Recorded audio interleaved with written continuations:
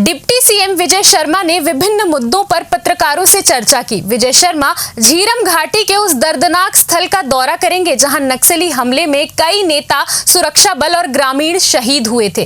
मंत्री विजय शर्मा ने कहा है कि झीरम और हेराबोर जैसी घटनाओं में हुई जनधन की हानि को याद करते हुए बस्तर की शांति के लिए ईश्वर से प्रार्थना की जाएगी। उन्होंने कहा, बस्तर की उन तमाम घटनाओं में जहां आदिवासी समाज को जलाया गया, नेताओं पर हमला हुआ, उन सभी के लिए हम शांति प्रार्थना करेंगे।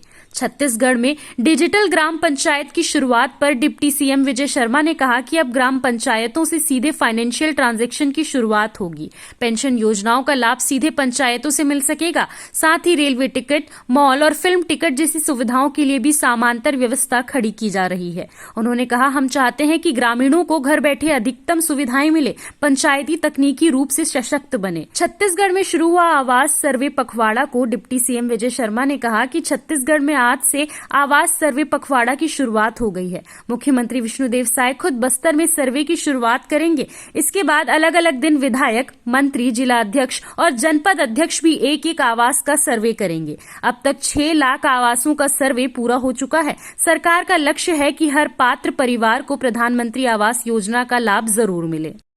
आपको बिल्कुल मैं आपको गिनती गिन के दिखा देता हूं, चूंकि ये विष्णुदेव जी की सरकार का वादा था कि सरकार बनने के बाद कैबिनेट का पहला प्रस्ताव जो होगा वो यही होगा। तो पहले कैबिनेट का पहला प्रस्ताव हुआ है आवास के लिए। सरकार पूर्ण प्रतिबद्ध है इस विषय को लेकर के, और इतनी बड़ी संख्या में जो आप देख रहे हैं पूरे देश में किसी बड़े राज्य में भी नहीं हुआ है जितना छत्तीसगढ़ में हो रहा है। नहीं, बिल्कुल किसी के लिए संदेश वो नहीं है, ये सबके लिए संदेश है कि बस्तर अब शांत है, बस्तर अब सुरक्षित है। ये इस संदेश के लिए है। नक्सलियों के लिए क्या है, वो उनसे कोई खास नहीं है। और एक बात और बताऊं, आज से माननीय मुख्यमंत्री जी के करकमलों से नए आवासों के वैसे तो चल रहा है, ये प्रक्रिया चल रही है और इसमें रोजगार सहायक इसको कर रहे हैं प्रत्येक पंचायत में। परंतु आज से एक नया पखवाड़ा, आवास प्लस 2024 का नया पखवाड़ा आज से लेकर के 30 तारीख तक, आज माननीय मुख्यमंत्री जी बस्तर के समीप एक गांव में एक घर का स्वयं सर्वे करेंगे। कल पूरा मंत्रिमंडल एक एक स्थान पर सर्वे करेगा। परसों विधायक और सांसद सर्वे करेंगे। नरसों जितने जिला पंचायत के अध्यक्ष हैं और सदस्य हैं वो सर्वे करेंगे। उसके बाद जनपद के अध्यक्ष और सदस्य इसको सर्वे करेंगे। ये पूरी श्रृंखला बनी हुई है। तो ये सब हम लोग फिर से सर्वे के लिए आगे बढ़ रहे हैं। अब तक 6 लाख से अधिक आवास का सर्वे हो चुका है। मैं सोचता हूं कि जितने भी आवास का सर्वे होगा, अंत में पंचायत के प्रस्ताव के उपरांत फिर से उसको देने की प्रक्रिया प्रारंभ करेंगे। मैंने कहा बस्तर के ऐसे सारे विषयों पर जिसमें हमारे बस्तर के आदिवासी समाज के लोगों को घेर कर जला दिया गया, मार दिया गया माओवादियों के द्वारा, वैसे या हमारे जो आर्म्ड फोर्सेस के जवानों के साथ हुआ या नेताओं के साथ हुआ, ऐसे सारे विषयों पर उन दिवसों को ईश्वर से प्रार्थना करेंगे कि बस्तर में शांति स्थापित। अनेक घटनाएं हैं जो बस्तर का दर्द जिसमें समाहित है।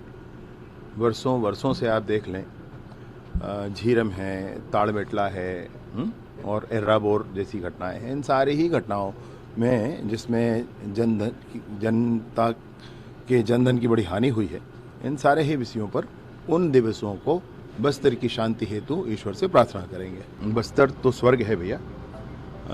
मैं सोचता हूँ कि 100 बार कोई ये सोचेगा कि बस्तर के किसी घर में 2 दिन भी समय बिताने का समय मिल जाए तो इससे बड़ा पर्यटन उसके जीवन में दूसरा नहीं होगा।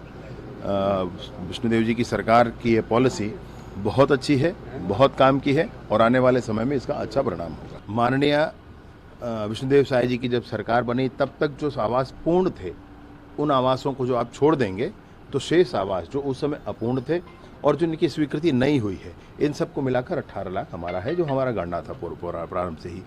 तो लगभग 2.5 लाख आवास तो वो है जिसको हमने पूर्ण कराया विगत वर्ष में। ऐसे अनेक 1 किश्त देकर, 2 किश्त देकर जो चीज़ें रुकी हुई थी वो पूर्ण हुआ। उसके बाद 8,47,000 एक और आवास हमको मिला। उसके बाद 3 लाख एक बार और आवास मिला।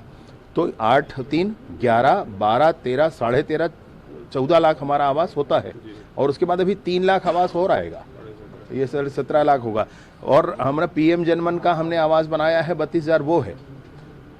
इसलिए मैंने आपसे कहा उस दिन भी, आंकड़े हैं थोड़ा सा बढ़ कर है, 50,000 60,000 हम छोड़ दे रहे हैं ऐसे।